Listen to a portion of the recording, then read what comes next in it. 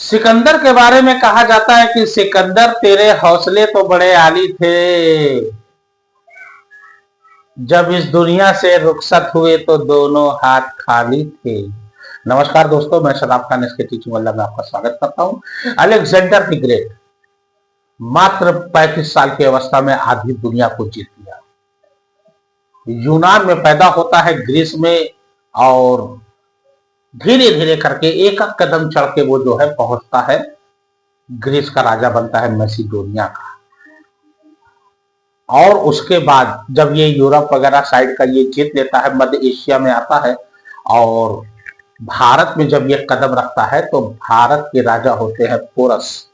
अब पोरस को जब वो हराता है, अब बंदी बना लिया जाता है पोरस को, तो पोरस से कहता है कि बता तेरे साथ क्या सुलूक किया जाए। पोरस कहते हैं कि जो एक राजा को दूसरे राजा के प्रति करना चाहिए।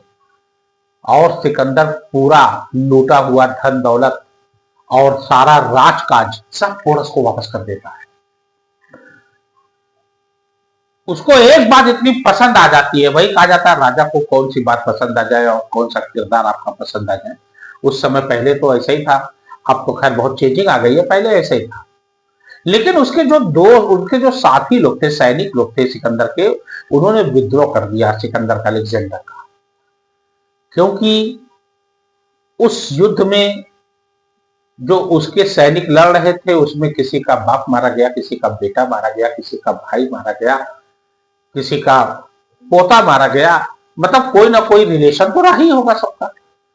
तो इसीलिए लोगों ने विद्रोह किया, क्योंकि उसके साथी ये नहीं चाहते थे कि लूटा हुआ माल वापस हो, क्योंकि इतनी जान लगाकर मैंने मेहनत किया है तो तुम कैसे वापस कर सकते हो।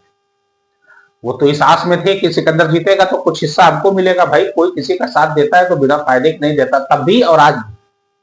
बहुत कम लोग ऐसे होते हैं जो बिना फायदे के, बिना स्वार्थ के काम करते हैं, अन्यथा दुनिया में 95% अब तो ऐसे हैं जो बिना स्वार्थ और लालच के काम करेंगे। कौन करेगा भाई फ्री में काम।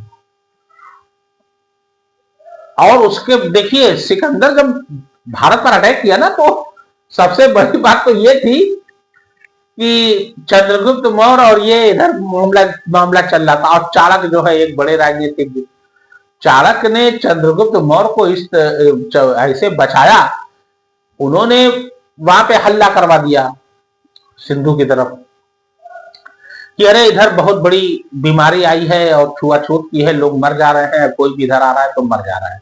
अब अलेक्जेंडर की सेना में खलबली बनी। अलेक्जेंडर की सेना वहां तक पहुंची ही नहीं। चंद्रगुप्त मौर्य और नंद वंश को हराकर तो चंद्रगुप्त मौर्य शासक बने थे। और भाई कई टुकड़ियों में भारत बटा हुआ था ना, पोरस अलग थे, चंद्रगुप्त मौर्य अलग थे और तमाम लोग अलग थे, तो वहां तक पहुंच नहीं मिली। और उसके बाद एक टुकड़ी, सुन लीजिए, एक टुकड़ी जो है अलेक्जेंडर की, वो चली गई साउथ की तरफ। और साउथ में जाके एक जगह है, आपने सुना होगा, बेंगलोर, यानी कर्नाटका एक स्टेट है, उसकी कैपिटल है बेंगलोर। और कर्नाटक राज्य में मैसूर और मैंगलोर डिस्ट्रिक्ट के बीच में एक डिस्ट्रिक्ट है कुर्ग, जहां पर कॉफी और उसके अलावा स्पाइसेस यानी मसाले बहुत अच्छे मिलते हैं।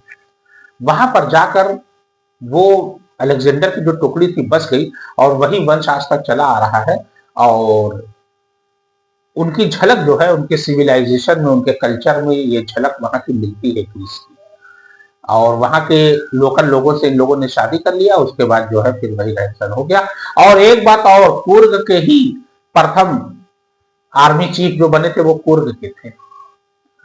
और आर्मी में कुर्ग को बहुत ऊंचा माना जाता है, क्योंकि कुर्ग के लोग जो होते हैं ये बड़े बहादुर होते हैं, ब्रेव होते हैं, फियरलेस होते हैं, निडर होते हैं, फियरलेस, ब्रेव, बोल्ड, अपनी बात को कहने में झिझकते नहीं हैं, और दुश्मनों का सामना करते हैं तो चीते की तरह उस पर अटैक करते हैं। तो इस तरीके से एक जो है टुकड़ी वही जो बस गई, क्योंकि जो कि वापस जाना बड़ा मुश्किल था। पहले उतना तो भाई गाड़ी फाड़ी थी नहीं, घोड़ा गाड़ी बहुत, घोड़ा वड़ा कम थे, और गाड़ी तो थी ही नहीं भाई, मशीन का जमाना तो बाद में आया, कुछ नहीं था। तो वापसी में भाई रास्ते में ठंडी पड़ेगी, और उसके अलावा जो है बर्फीला रास्ता, पथरीला रास्ता, गर्मी, नाला, नदी, तालाब उबड़ खाबड़ गड्ढे गुड्ढे, तो भाई वो सोचे कि भाई इससे अच्छा है कि चलो भाई कहीं और बस जाते हैं, तो भाई कुर्ग में जाके वो बस